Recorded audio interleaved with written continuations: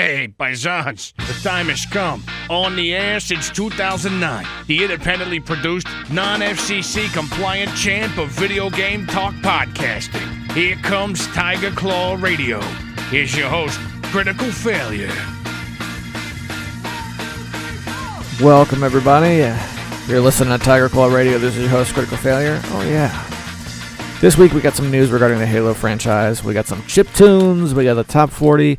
I've got some PC speaker chip tunes like we've been talking about the past couple of weeks. I dug some up. We're going to take a listen. But to kick things off, let's return to the top 40 and see what we got next. These are the top 40 chip tunes of the 8-Bit Collective. 8,000 plus chip tunes from 10 plus years ago, and these are the top 40 that we've been counting down each week here on TCR. And let me get you some stats for this next one. This is the 28th track, and it's Dear Jewel from Qualo. You're listening to Tiger Claw Radio. More when we come back.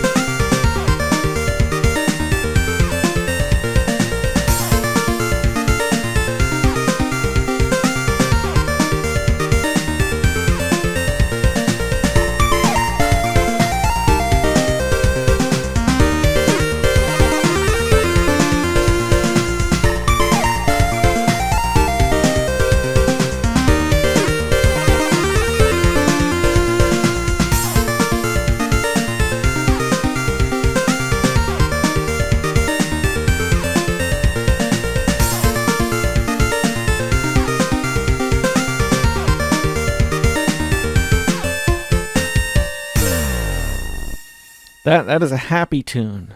Happy tune. All right.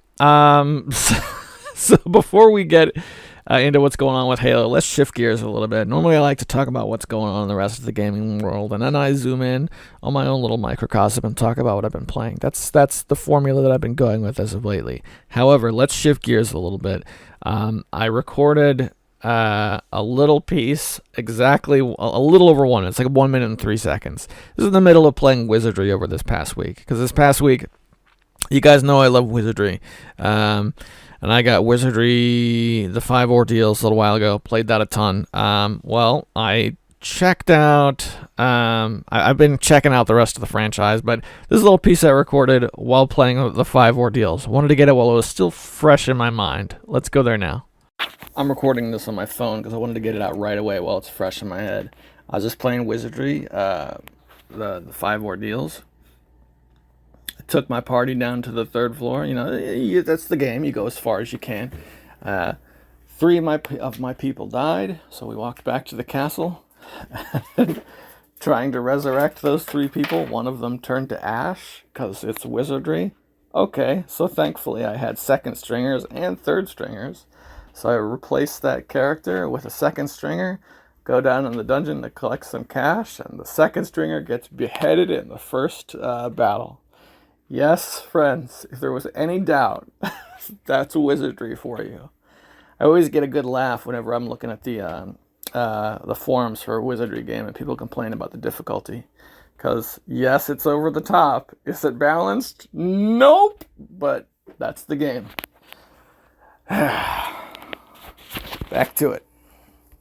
Back again in the studios, so let's talk about what's going on with the Halo franchise. 343 Studios, who's been doing the Halo games for a while in the wake of Bungie, experienced massive layoffs from Microsoft. And at one point in the past week, it sounded like 343 was getting shuttered, or at the very least, they were not producing Halo games anymore. So, okay.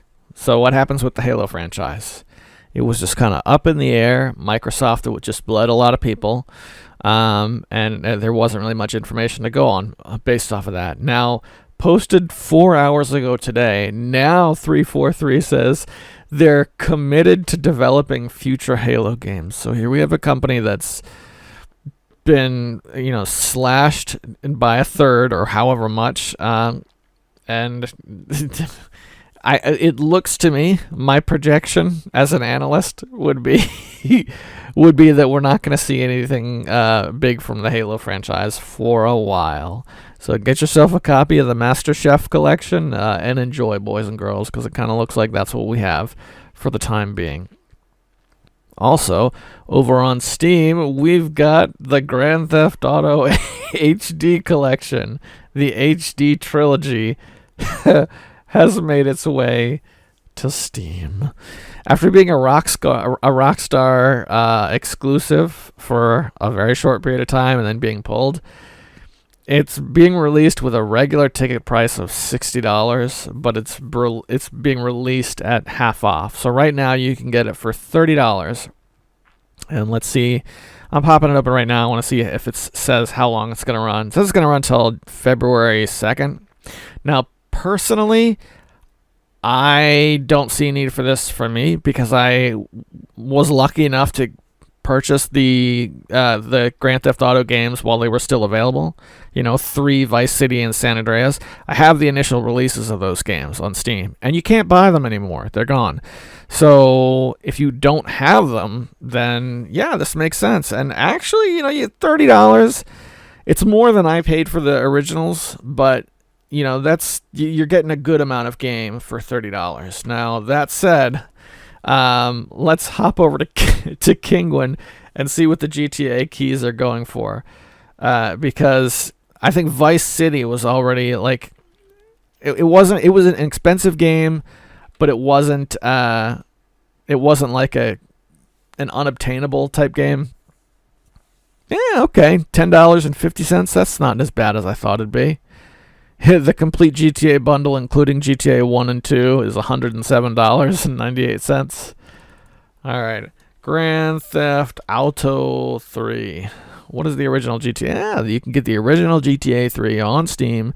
You can buy the key for $3.20. Not too bad. I thought it was going to be a lot worse than that.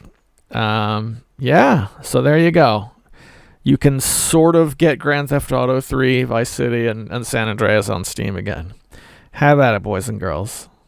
One thing I'll say, though, is it's not. I mean, it's a Rockstar Games sale. It's not just a GTA sale. So there are games that really are worth getting. If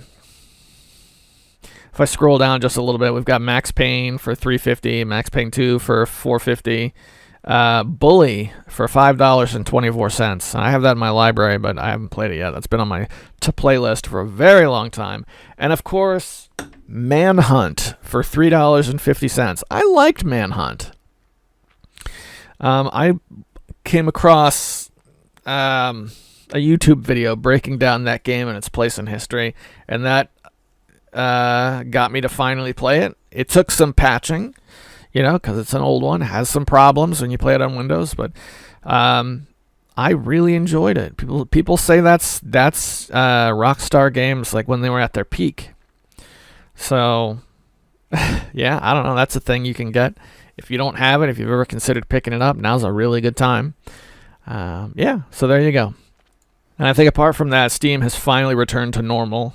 We had the Christmas sale, the winter sale come and go, and then immediately following that, we had the Year of the Rabbit, the Chinese New Year lunar sale, come and go as well, and that has finally come to a close. And I'm looking at my wish list, which is admittedly rather large, and there's very few games on sale now, which is sounds like I'm hearing the words come out of my mouth, and it sounds like a negative thing. But it's kind of a relief to see Steam normal out just a little bit, at least for a while. Sales are fun, but it's time. It's time to go back to the way things were, at least for a while. I had a bit of a hard drive space crisis this past week as well. So I started pushing to try and finish Combat Evolved, the Anniversary Edition, because of course the way Halo works is you download the Master Chief Collection, and then each campaign is a massive individual download on its own. So, I mean, the good news is that means you can, like, once I finish the original Halo, I can wipe out just that portion of the download and then get something else. It's like 80 gigabytes or something like that. It's way oversized. So, there's been a big push for me to finish that game. I played it some this morning, and I reached a part where I keep dying. I think I'm on the 8th chapter out of 10. So, I got a little ways to go, but I'm not, it's not done yet. I'm playing on normal difficulty as well. Is it normal difficulty? The one with 1 out of 2 swords. So of the 4 difficulties, it's like 2 or 3. Not the hardest, not the easiest. I just wanted a nice, respectable, winnable game that I wouldn't get laughed at for. And I gotta say, I've been enjoying it. So hopefully that'll come to a close soon, and I'll be able to open up the old hard drive again and do things. All right, how we doing? Okay, here's a bit of a weird one for you. So I did some looking for PC speaker chiptunes to see what I found. First thing I came across was an artist called Shiru 8-Bit. Did an album called System Beeps, and it's reportedly a PC speaker album. It doesn't, it just sounds like a, I don't know, it's definitely primitive, but I think true PC speaker is even more primitive. But I grabbed one of the tracks. This is called System Beeps. It's not a free album. This is a $7 album, but I grabbed one track just so you could hear a bit. Let's take a listen. You're listening to Tiger Claw Radio.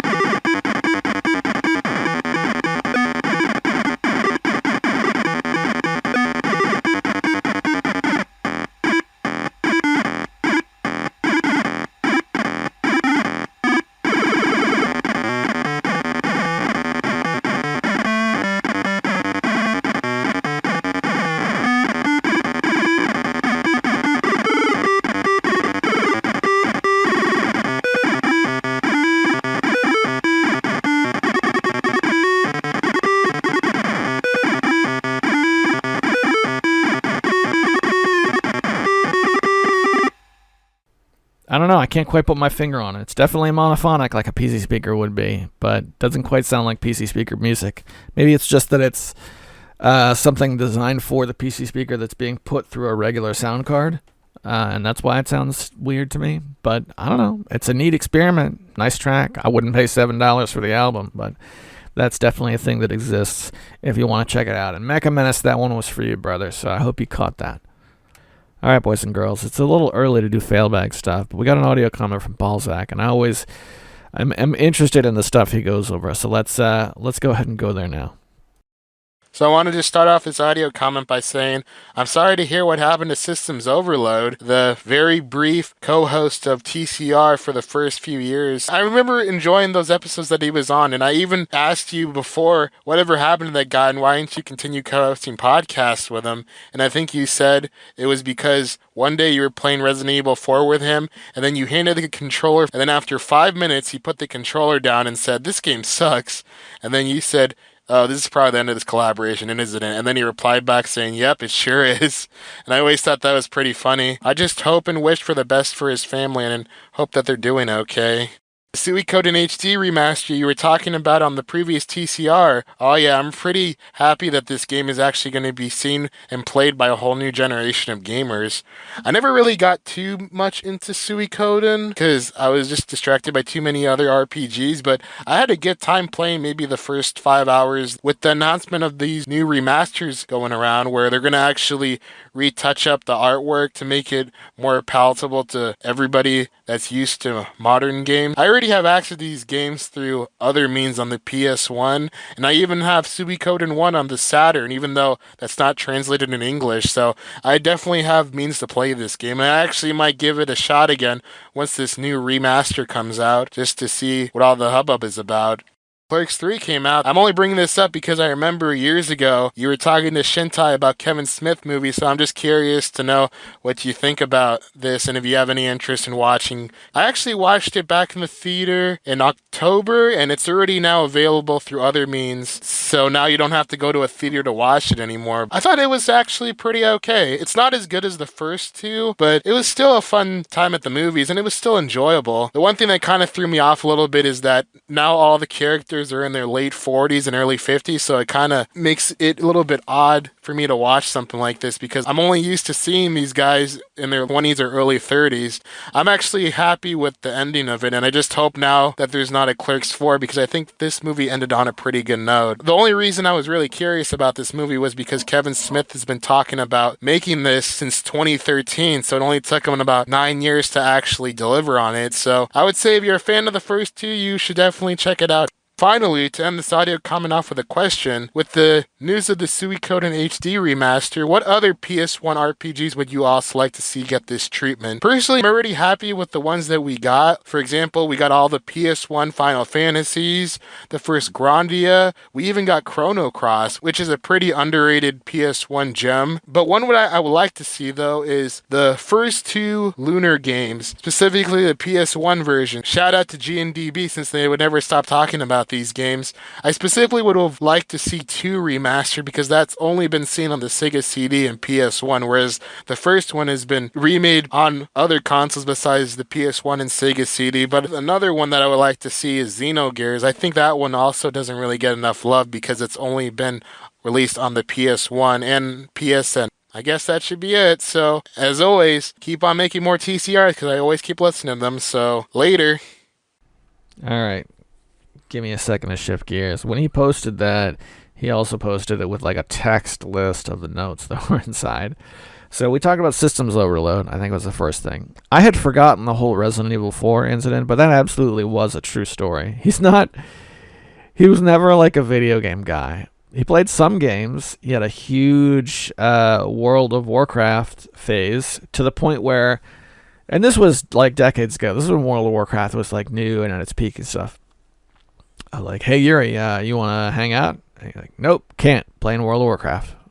It's the only time in my life I ever experienced a human being say, nope, I can't hang out, bro. I'm playing video games. Most people in that situation would lie. Nope, can't hang out, bro. I gotta scrub the carpet with a toothbrush or something. I don't know.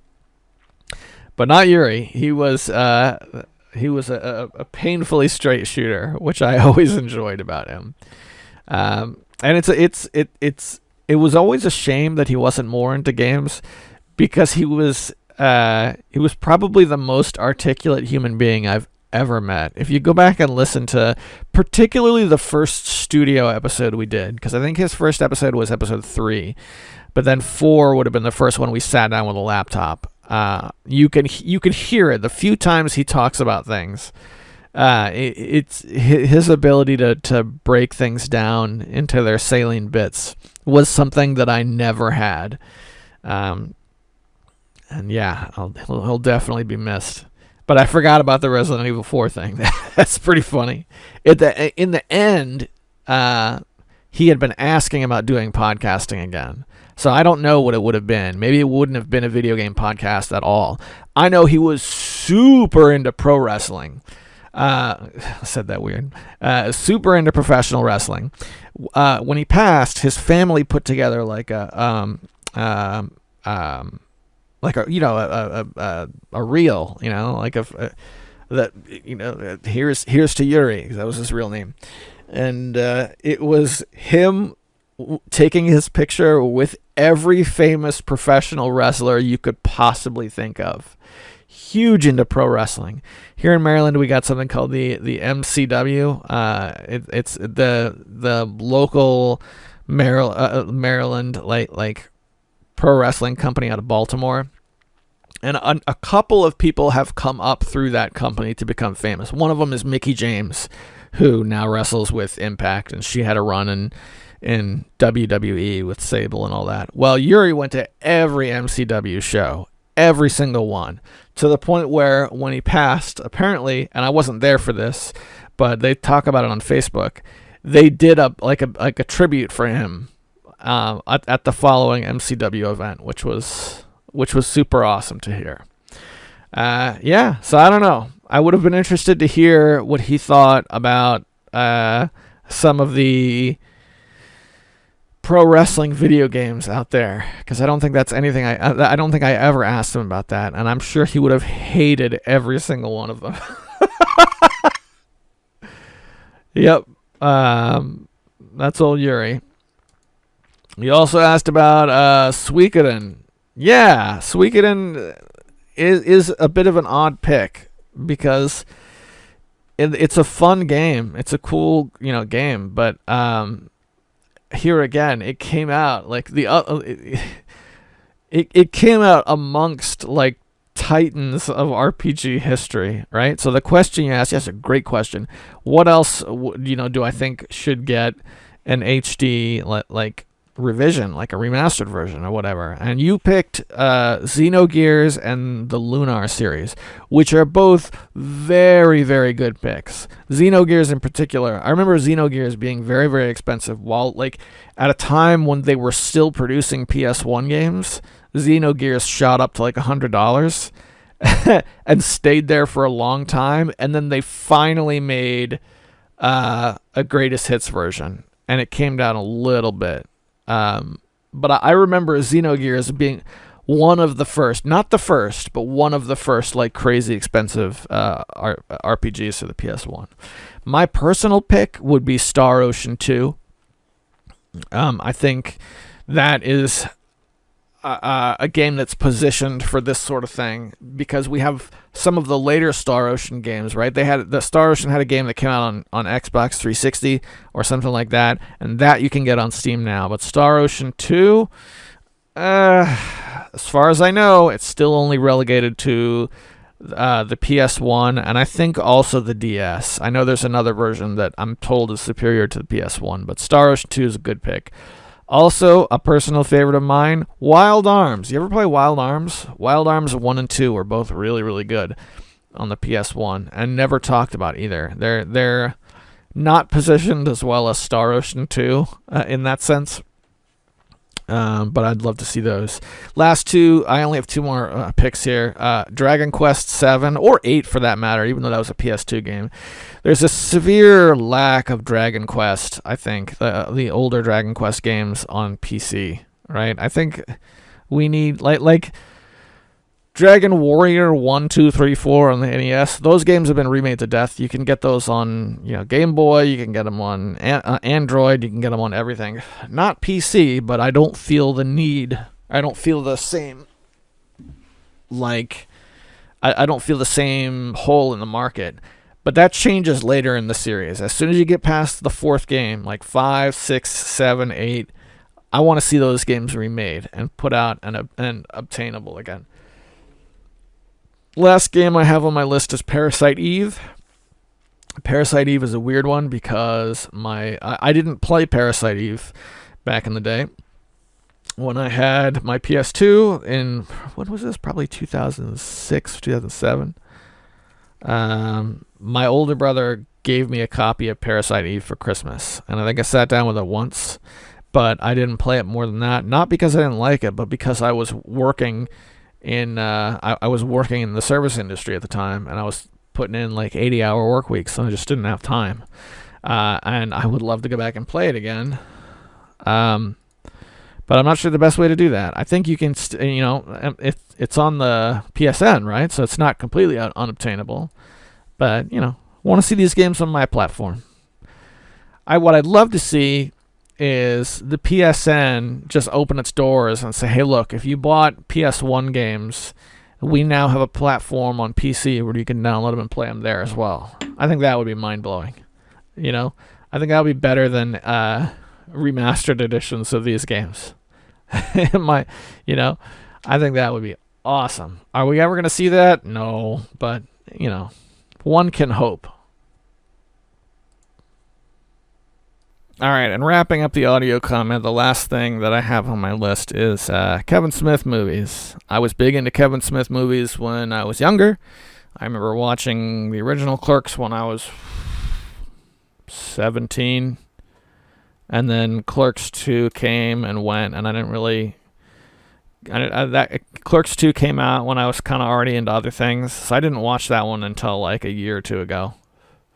But the original Clerks came out, I loved, and I also saw Jay and Silent Bob Strike Back. I saw that in the theater.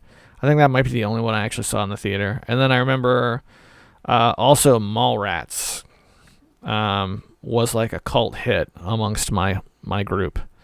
So yeah, I'm interested to see this third one. I saw the trailer. I don't think it's gonna be. It's not gonna be the same kind of experience, but that's okay. So I will just watch it for old time's sake. See what old Kevin's up to, and then we'll get back on that next week and see how it goes. So thanks for the heads up. I will check that out and see if it's something I can get through streaming means. All right, and with that, we're well past the 20-minute mark. Usually around this time, I like to take a minute to thank the sponsors and remind everyone this is a Patreon-sponsored program. It's just me and a few people here keeping the lights on. They're EmeraldRangers.com, who made the deal to get us back on the air, and also Hemrock and Tecmo Balls. Thank you guys so much. I hope you're enjoying the party, and let's hang out and talk some video games. All right, boys and girls. There was a brief intermission, so immediately following that little bit, I ended up having to pause the recording and take care of a couple things, and I watched the entirety of Clerks 3. So, yeah. And I gotta say, I don't know, man. Like, it's tough because I don't want to spoil it, but I wasn't a huge fan. I don't know. It was very, like, emotional and heartfelt, and I was just like, blah, blah. I think I'll go into detail in, like, a separate, isolated video, but Clerks 3 left a bad taste in my mouth. And not the same kind as, that normally comes from that crowd. It was, like, very, like, pseudo-emotional, but I didn't quite buy it. I don't know. That was Clerks 3. It had its moments. There were things I really liked about it. I always liked Jay and Silent Bob. I listened to a lot of Jay and Silent Bob Get Old. Excuse me. I don't know if they're still doing that podcast anymore. But that was when Jay Muse was like 1, maybe 2 years sober, and he's 11 years sober now. They were using it as like therapy for Jay to keep him sober. That was a good show, and because of that, it was nice to see them all working again. but I don't know. Balzac said he liked the way they ended the franchise, so I feel like I can say the thing he's talking about I wasn't a big fan of. But again, I'll make an isolated recording so I can go into detail without plunging too much into a deep tangent. Yeah, alright, so here's what we're going to do. We're going to shift gears, we're going to do the rest of the fail bag, but in the intermittent time between the first part of the recording, I was flipping around and I actually did find the recordings from the original Space Quest. So, the original Space Quest is usually what I think of when I think of PC speaker use of music. And here's the theme song. If you had an MS-DOS machine that did not use the Tandy sound hardware, this is what it sounded like.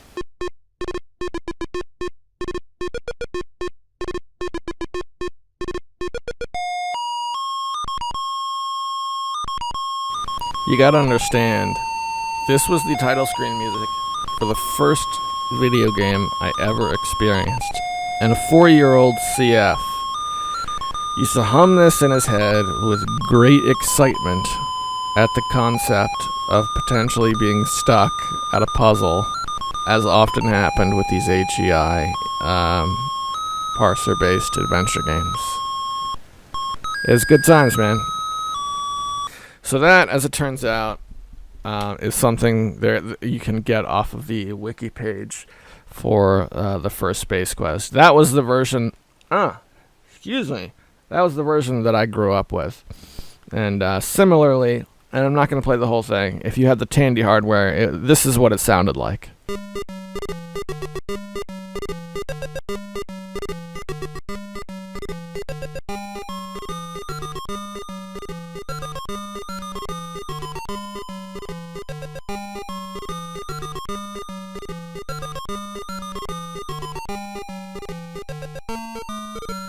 Huge difference, right?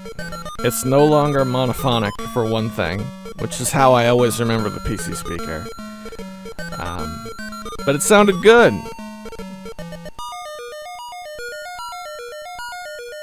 Hang on, I want to hear this one part before I cut it off.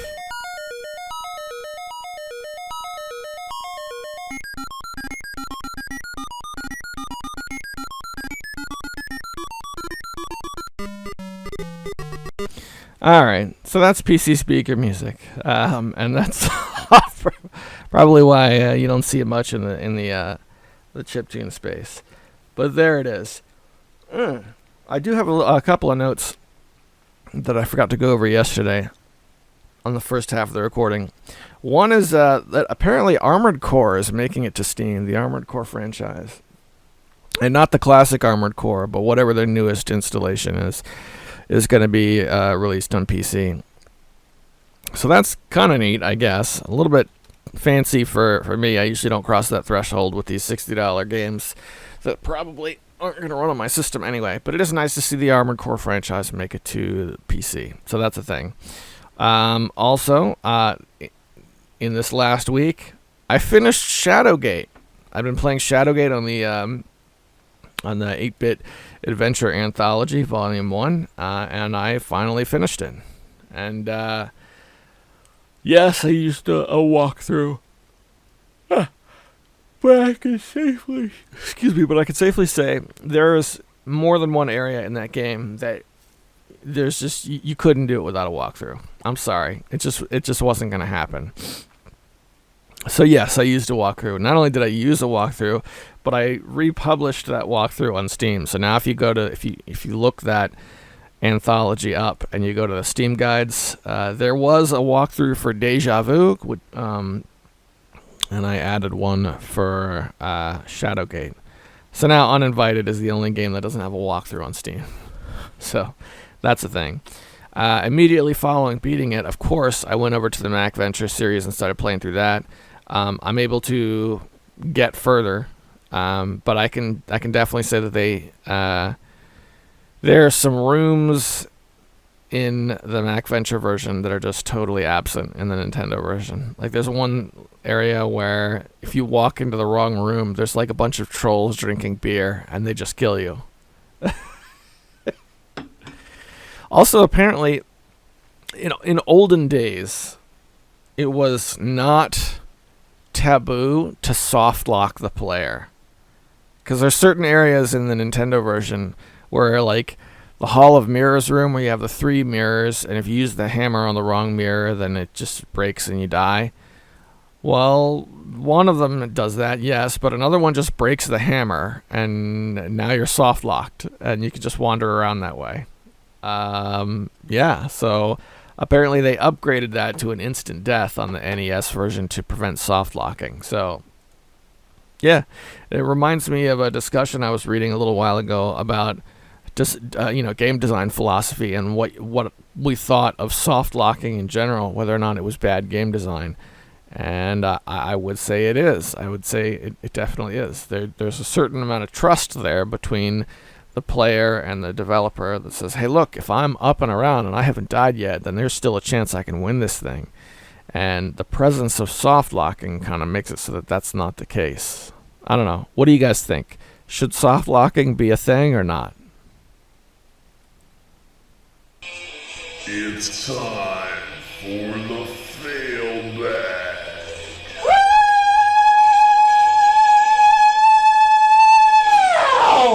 Yes, friends, it's that fantabulous form of entertainment we call the fail bag.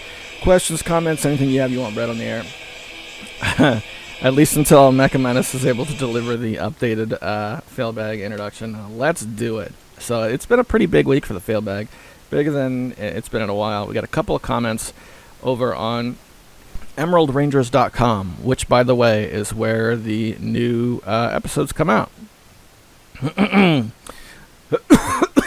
One of them was from Balzac, which we already went through. It was his audio comment. And the other is from Sean, who says he tried to post this in the Discord originally, but but the Discord gave him a hard time because of the length. It's not even that long. We've read longer comments than this on the air, but anyway, let's see what he's got. He says, rest in peace, Systems Overload.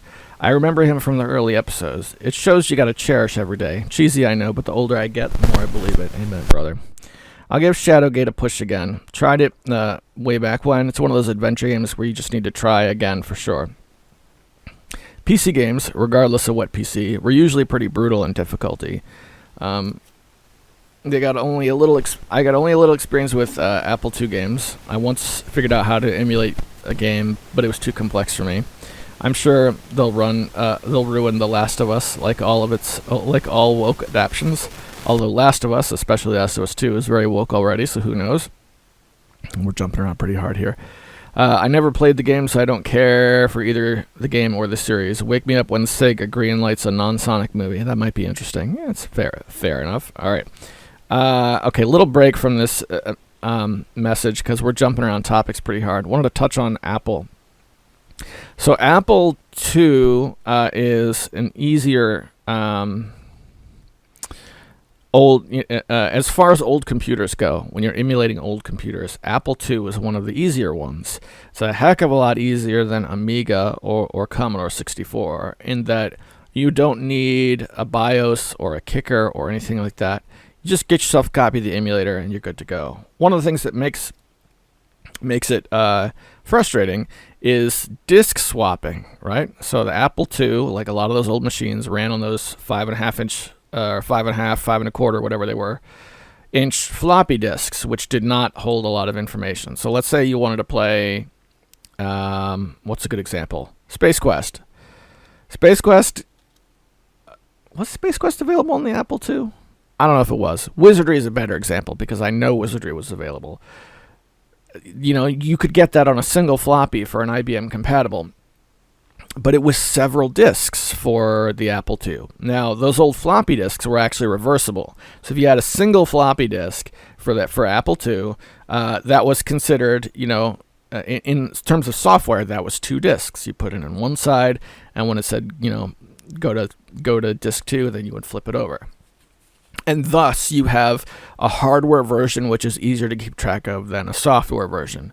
because it's not that uncommon for an Apple II game to come on 2 discs, and thus, if you're emulating it, you now need to keep track of 4 disk images.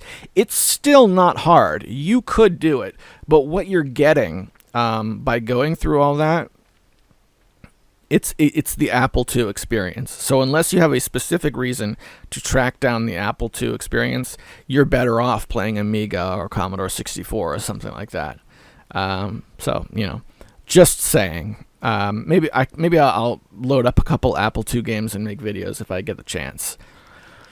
But let's get back to the email. He says, the AI roguelite game is literally different AI systems smoking too much peyote and trying to create a setting based on your input. It's fun for the sheer insane randomness, if you're into that, and has AI-generated art in comparison to software like AI Dungeon or Novel AI. I got obsessed with it since I wanted to make something similar, just not using the AI, but lots of random tables. I think it'll be funny doing an edited Let's Play of it, but it feels too random at the moment to be fleshed out into a game yet. It's quite a revolutionary concept in design, and I'm sure it'll be part of future projects. I played through Wizardry 6, and I'm playing through Wizardry 7 Gold, although I took a break from it for now, with a team of 6. Those games are all about multi-classing and surviving the RNG and random encounters and trap chests. There are great guides out there for all those games if you ever want to beat Wizardry 5, 8, or any of the other games that are great in small doses. One does not need to beat them to enjoy. I've got games like that. Majesty, I can beat most of the levels, but the hardest ones are just inhuman. It's still fun to try and fail sometimes. Death Adder did a great job of being the Vince McMahon to the Mondo Roundverse Wrestling Federation. I love how my gimmick changes from one superhero to the next. Very appropriate. Well, anyway, if you read till here, then you are bro, and thanks for making these. Gaming Beast out. Brother, it's good to hear from you. I hope you're doing well. And I'm he talks about, okay, there's 2 big things in here that stick out to me, is the AI bit and then the wizardry bit. We'll do AI first. The AI stuff really intrigues me. Yes, it's chaos, but on the other hand, it's a little bit closer to an actual tabletop game, right?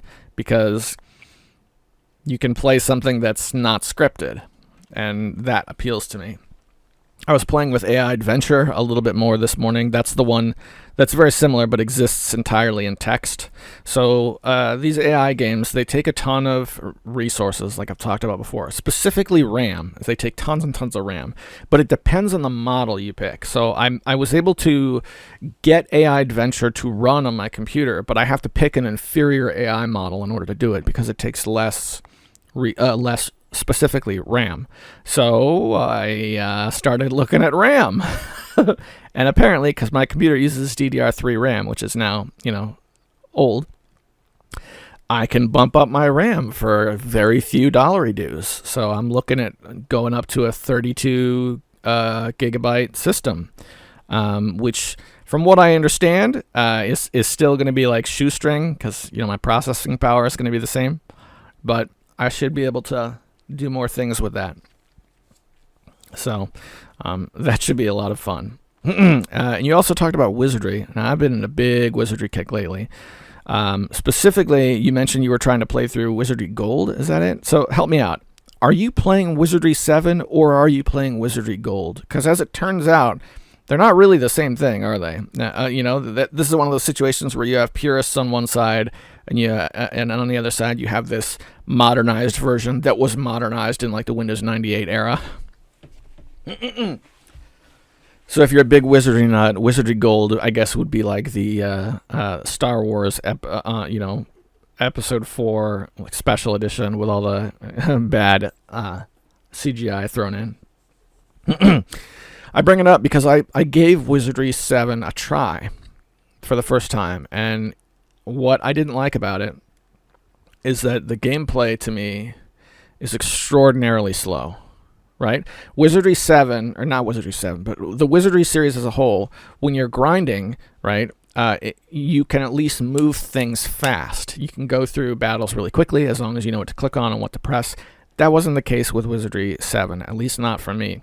That's one thing. And another thing is Wizardry 7, and this is to its credit, has an enormous world, right? The map is expansive. There's a lot of places you can explore.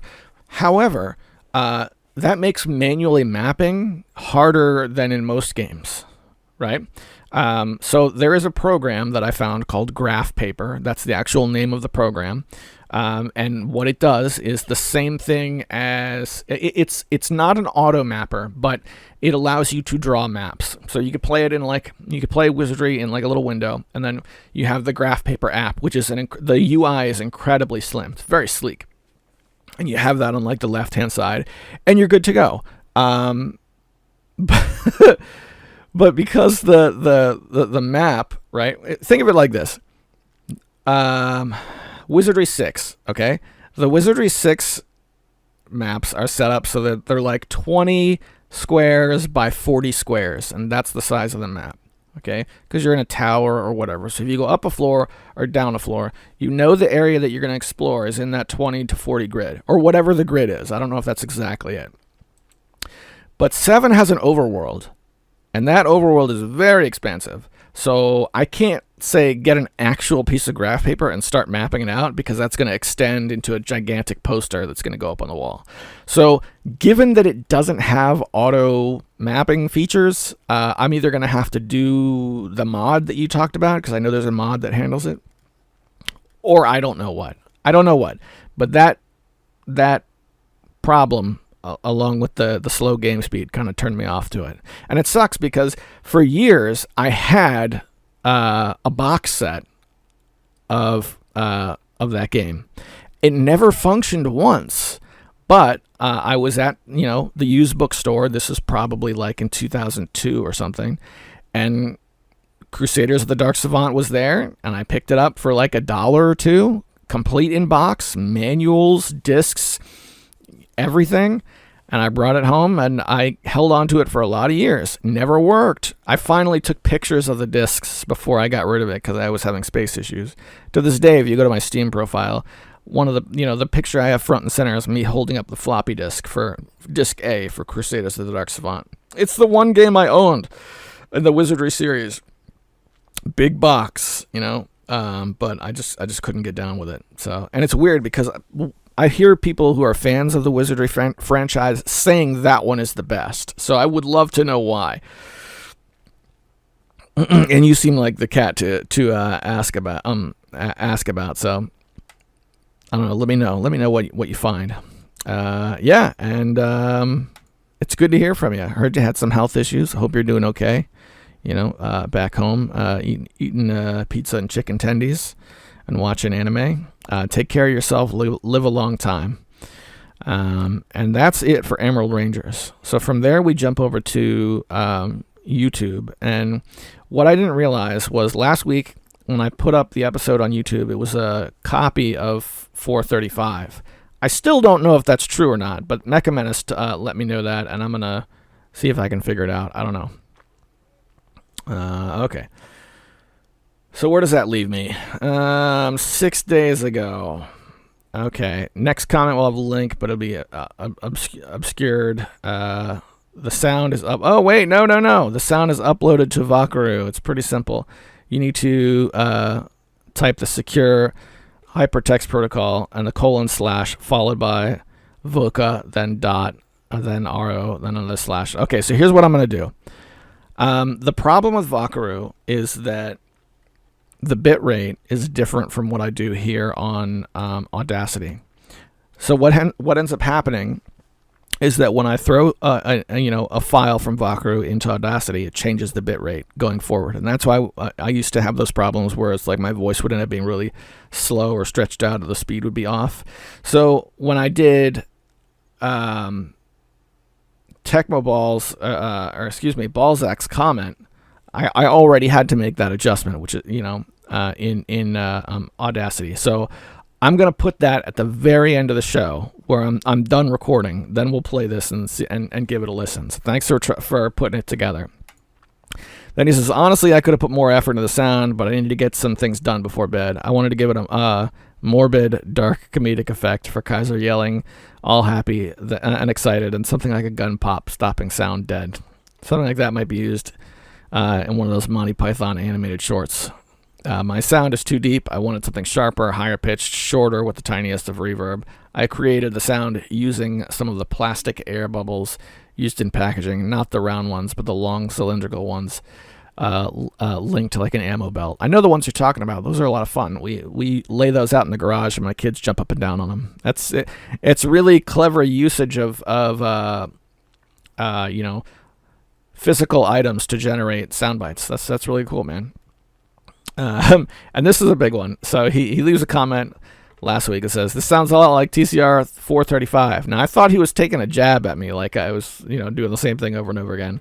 But apparently, I actually re-uploaded the same episode. So I can assure you, if you head over to Emerald Rangers, they're uploaded correctly. I can assure you of that.